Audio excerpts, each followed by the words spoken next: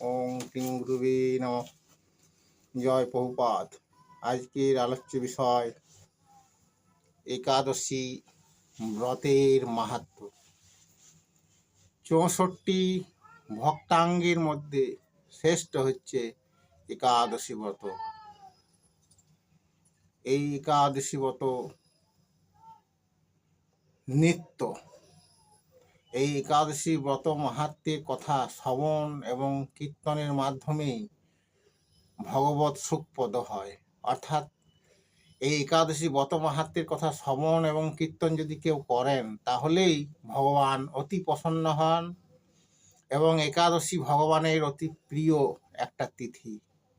তাই ভগবান অতি প্রসন্ন হয় এই ব্রত যিনি করেন। এই একাদশী ব্রত যেহেতু নিত্য, এই জন্য এই একাদশী ব্রত সকলেরই পালন করা অবশ্যই কর্তব্য। সমস্ত শাস্ত্র সেই সিদ্ধান্তেই উপনীত হইয়াছেন। কি স্ত্রী, কি পুরুষ, কি ব্রাহ্মণ, কি ক্ষত্রিয়, কি বৈশ্য, কি শুদ্ধ, কি বিধবা, কি সধবা, সকলেরই এই ব্রত পালনীয়। এই ব্রত করলেই মঙ্গল, অন্যথা অমঙ্গল অবশ্যম্ভাবী। এই একাদশী ব্রত বিভিন্ন শাস্ত্র সিদ্ধান্ত। আমরা স্কন্দ পুরাণ শাস্ত্রের মধ্যে জানতে পারি যে একবার দেবঋষি নারদ পিতা ব্রহ্মাকে প্রশ্ন করলেন যে, হে পিতা, এই একাদশী ব্রত কি সকলেরই পালন করা অবশ্যই কর্তব্য? তো এর উত্তরে সৃষ্টিকর্তা ব্রহ্মদেব বললেন, যত রকমের অনিত্য ধর্ম রয়েছে এই বিশ্ব ব্রহ্মাণ্ডে, সব কিছুকে পরিত্যাগপূর্বক নিত্য ধর্ম একাদশী অবশ্যই সকলেই পালন করা অবশ্যই কর্তব্য। একাদশী পালন না করলেই অমঙ্গল। তাই অবশ্যই সকলের একাদশী পালন করা উচিত, যেহেতু একাদশী হচ্ছে নিত্য ধর্ম। 64 ভক্তাঙ্গের মধ্যে অন্যতম। 64 রকমের ভক্তি রয়েছে, তার মধ্যে একাদশী হচ্ছে অন্যতম।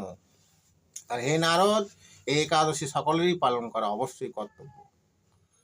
এখন এই একাদশী বিষয়ে স্কন্দ পুরাণ শাস্ত্রের মধ্যে আমরা জানতে পারি যে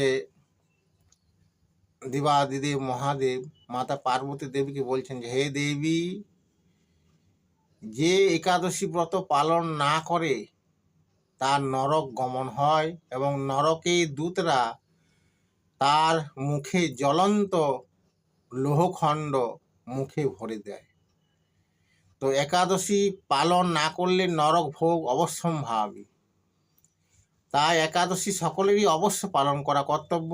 এই ব্রত পালন করলে যত রকমের পাপ রয়েছে সমস্ত মহাপাপ থেকে নিষ্কৃতি লাভ হয়ে বৈকুণ্ঠ প্রাপ্তি হয়।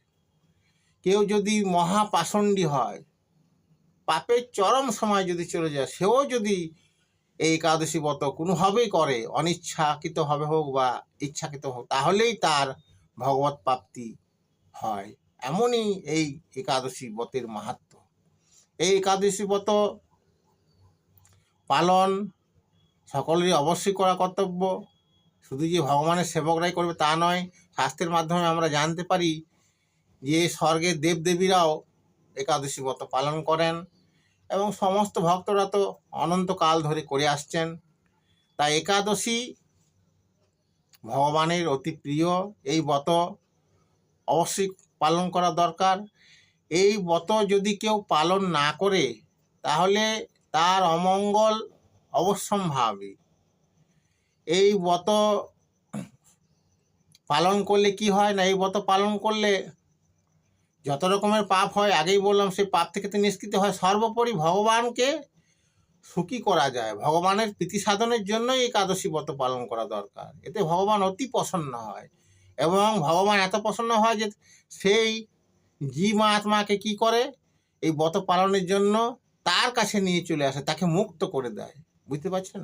অনন্ত জন্মে আমরা কত রকমের দুঃখ কষ্ট ভোগ করছি, কিন্তু একটি মাত্র একাদশী ব্রত পালনের মাধ্যমে আমরা ভগবানকে লাভ করতে পারি। এই একাদশী ব্রত পালনের কিছু বিধি নিষেধ রয়েছে। কি কি সেই বিধি নিষেধ? না, একাদশী পালন করতে গেলে খাদ্যশস্য চরম রূপে নিষিদ্ধ। খাদ্যশস্য মানে চাল থেকে যেসব খাদ্য হয়, গম থেকে যেসব খাদ্য হয়, সরিষা থেকে যেসব খাদ্য হয়, বাজরা থেকে যেসব খাদ্য হয় এবং ডাল জাতীয় বিভিন্ন শস্যদ্রব্য, এই শস্য সম্পূর্ণরূপে নিষিদ্ধ। কেননা এই পঞ্চশস্যর মধ্যেই যত রকমের আহার তৈরি হয় এই পঞ্চশস্য থেকে, সেই আহারের মধ্যেই পাপ বিরাজ করে। তাই একাদশীর দিন অন্ন নিষিদ্ধ। অন্নের মাধ্যমে পাপ থাকার ফলে আমরা যদি এই একাদশীর দিন অন্ন ভক্ষণ করি তাহলে পাপ আমাদের শরীরে অন্নের মাধ্যমে প্রবেশ করবে। তাই পঞ্চশস্য চরম রূপে নিষিদ্ধ। একাদশী পালন করতে গেলে কি কি তাহলে আহার করা যেতে পারে না, 3 রকম গ্রেড রয়েছে। নির্জলা উপবাস করতে পারেন এই গ্রেড স্তরের। দ্বিতীয় স্তরের হচ্ছে ফল আহার করে। আর তৃতীয় স্তরে অনুকল্প, এই কাঁচা কলা, পেঁপে, কুমড়ো, সানফ্লাওয়ার তেল বা ঘিতো দ্বারা রন্ধন করে আপনি সেবা করতে পারেন ভগবানকে নিবেদন করে। তাই এইভাবে আমাদের স্বাস্থ্যবিধি মেনেই একাদশী ব্রত পালন করতে হবে। এখন একাদশী ব্রত দিনে যদি কেউ ভগবানের প্রসাদ সেবা করে তাহলে কি তার অপরাধ হবে বা একাদশী ব্রতের ফল পায় না?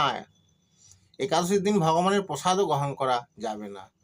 আপনি অনুকল্প করে পরের দিন পালন করবেন, সেই পালন করার পর আপনি ভগবানের প্রসাদ খেতে পারেন। তাই একাদশী সকলেই করা কর্তব্য। একাদশীর দিন তাহলে আমাদের কি কি আর করা দরকার না, আমাদের কিছু জিনিসকে সম্পূর্ণ নিষিদ্ধ করতে হবে একাদশীর দিন। যেমন দিবানিদ্রা, স্ত্রী সঙ্গ, মিথুন ক্রিয়া, লৌকিক গল্প, পরনিন্দা, পরচয় সম্পূর্ণরূপে নিষিদ্ধ। একাদশীর দিন তাহলে কী করতে হবে না, বেশি করে ভগবানের নাম জপ করতে হবে, সংকীর্তন করতে হবে, ভাগবত গুরু বৈষ্ণবের মুখ থেকে শ্রবণ করতে হবে এবং রাত্রি জাগরণ করে সংকীর্তন করতে হবে এবং বৈষ্ণব সেবা করতে হবে, গুরু বৈষ্ণব সেবা করতে হবে। তো সবথেকে গুরুত্বপূর্ণ হচ্ছে সারাদিন আপনি কৃষ্ণ ভাবনাময় হয়ে থাকবেন। তো কৃষ্ণ ভাবনাময় হতে গেলে কী করতে হবে, নিরন্তর কৃষ্ণ নাম করতে হবে।